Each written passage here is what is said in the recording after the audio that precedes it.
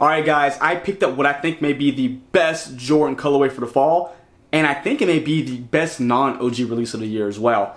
And that is going to be the Desert Elephant Jordan 3. Let's get into it.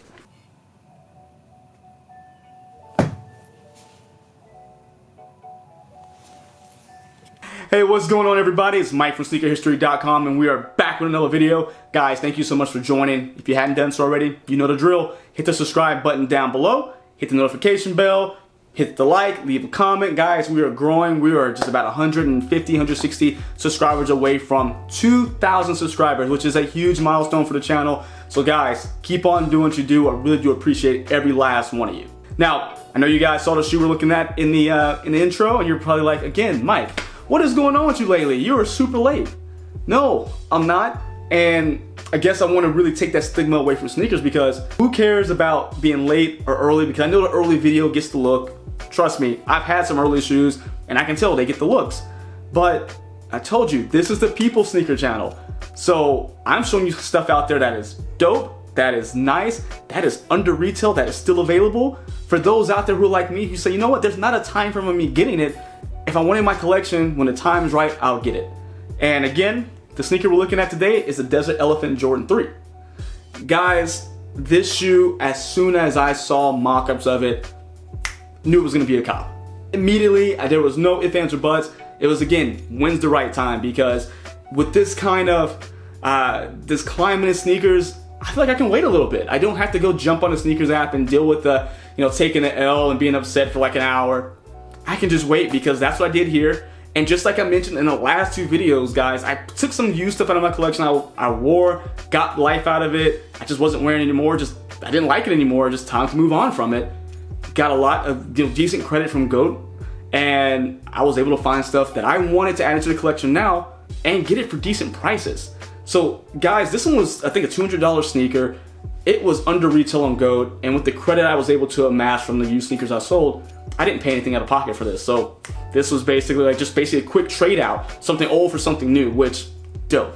I mean, that's how I like to do it. If I cannot spend a single dollar and get a new shoe, that is the way to go, because there's so much, again, of just things sitting in these shelves, on our shelves, that I think people are just so scared that maybe they'll go up in value one day. Maybe they will, maybe they won't. I know I wear my shoes pretty harsh and pretty rough, so if there's any value in my shoe, it wouldn't be as much, if I save it till later, as opposed to me getting rid of it now for something, again, I really want. And this is one of those things. And people are gonna say, oh, Mike, it's just a GR, it's this and that.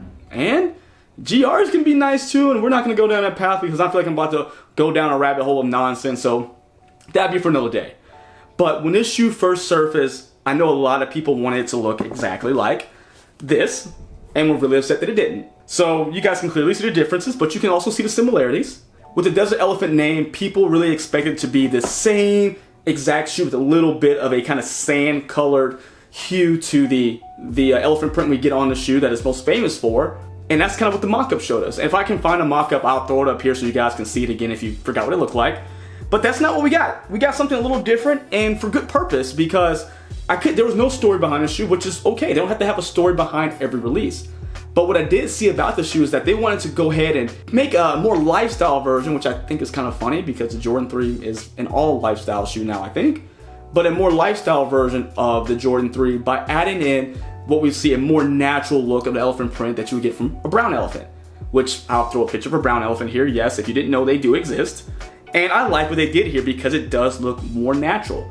If we get a close-up look here at the elephant print, the mud guard, and of course the ankle area, the heel area, it is good. If you look closely, you can see all the creases, all the divots and crevices. It looks way more natural than what we get here. And there's nothing wrong with either version, but I'll say, I like this for what it is, but man, I would really enjoy it if it even had this kind of print on it to be a little bit more natural. I like the way it looks. It looks like a more elevated version of the Jordan 3. And it's not, again, that's not saying anything bad about any of the black cements or fire reds or anything else that's come out. I just like the changes made here, because we get the same things over and over again, that it seems like, you know what, something kind of breaking the norm is okay. And that's what this did. Broke the norm while giving us something that was still paying homage to a classic. Now, with that being said, if we go to the black leather that the shoe is typically, made out of, and it does something different than what we got here. Now, mind you, this is 2011, so quality was okay, it wasn't bad.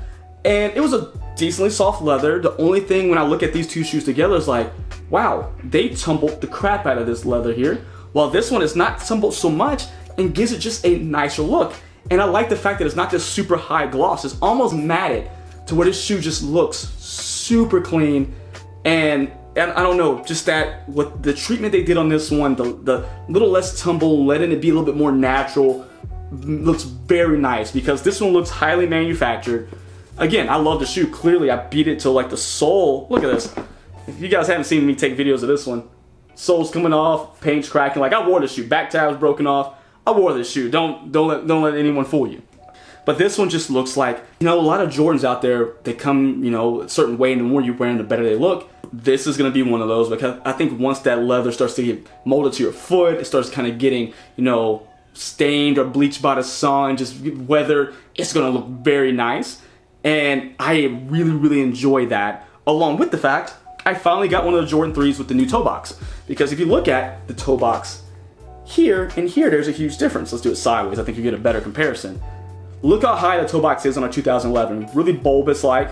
Again, I was not wearing Jordan 3s in 1988, so I have no clue on the original shape and how I felt. But if I can see the difference and really just kind of, you know, be able to get it on foot now, I will, because this one's the closest I guess we're getting to the 88 version of this sneaker now. They've recrafted the toe box to give us that lower cut, more sleek, and I really do like that. So we're gonna see how it wears because I actually have not worn this one yet. I just got it. It just came through some crazy FedEx nonsense I had to deal with, but it got here, so I'm really happy about that. But it doesn't really change, that black leather doesn't change them from what we see, that color-wise, from the black cement 3, so we're gonna keep that pretty much the same, except again for the tumble feature and the less gloss on it. But we're not gonna get red on this shoe, which everyone thought. It is gonna be actual, let's see, is it team orange? It's rush orange. So it's gonna be rush orange here on our eyelets, which I really like that pop of orange. And then you're gonna have your rush orange here on the Jumpman. Now with that, it's gonna be on top of, let me see, it's a suede. So it's not a leather. The rest of the eyelets and tongue are gonna be this nice kind of rough suede, and it's gonna be fossil stone. So orange fossil stone is the name of the color, which is gonna be kind of just almost dark beiges color to where, again, it just really matches with the oranges and browns, just gives that extra hit, and I really do like that. Really big fan of that, along with your, of course, your flat black laces. Now with that, you're gonna get the new tongue on the Jordan 3 that we saw starting with, what was that, the Chicago Jordan 3s that came out 2 All-Stars ago, where it's gonna be not the big puffy one like we see here. It's gonna be the thinner tongue that doesn't have the backside poking out of it. So it makes it to where it's nice and kind of forms around your foot a little bit better. And of course with this one, we're gonna have rush orange on the back with our size tag right behind it. So nothing too different there. And that same fossil stone colorway is gonna be in the sock liner. Now one thing we're gonna see different in the sock liner and in the insole is going to be, it's not gonna be the typical Jordan branding. It is gonna be this. Let me get the little sticker off of here. I'm trying to take those off more often. Sometimes I forget, guys. Oh, it's really on there. Okay, whatever. So that sticker is really on there. It's gonna have this patch on there. And so the patch is like the elephant times the Jumpman equals, I guess, Michael Jordan. And only thing I could find about that is apparently that is the formula for the Jordan 3. So the elephant print times Jordan brand equals, I guess, the icon, which is Michael Jordan and a Jordan 3. Only I am making a huge assumption about the product there, but that's kind of what I read about it. If you guys know of anything different, let me know. And I want to say with the insole, this is actually one of the, I want to say the polyurethane insole, so a little bit more structure, a little bit more cushion to it. Should last a whole lot longer than what we typically get in those cheap foam insoles, so also nice touch there. So let me go ahead and get that back in there. You know what, we'll just leave it out for now. It's a pain to put back. Now with this sneaker, of course, it is not going to be a OG colorway, so we're not going to get the Nike Air in the back, but we are going to get the Jumpman in the Air here, which I'm totally okay with. I mean, I know there's a lot of people, I don't want it if it's not the Nike Air. I don't care. If it's a nice colorway, I've been wearing them this way before they even started remastering with the Nike Air in the back, so I look real dumb now talking about, ooh, I don't want it now because it has a Jumpman. Whatever, if I have it now, it's cool. I'll take it either way, guys. Now getting down to the midsole, we're going to have our typical Jordan 3 midsole.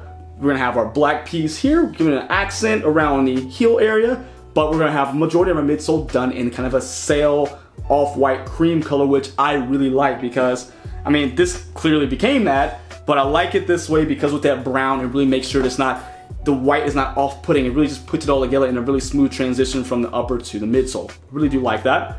Gonna have your exposed air unit here, typical Jordan 3 style.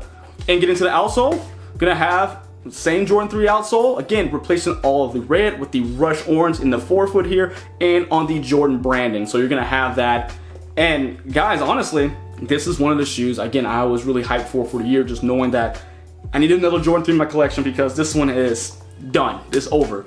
But the fact that I was able to get one that was the same but different, I always like something different, guys. We get the same stuff retro all the time. So if I don't get it now, I know it's gonna retro again eventually, like Fire Red 3s. That was the choice I had.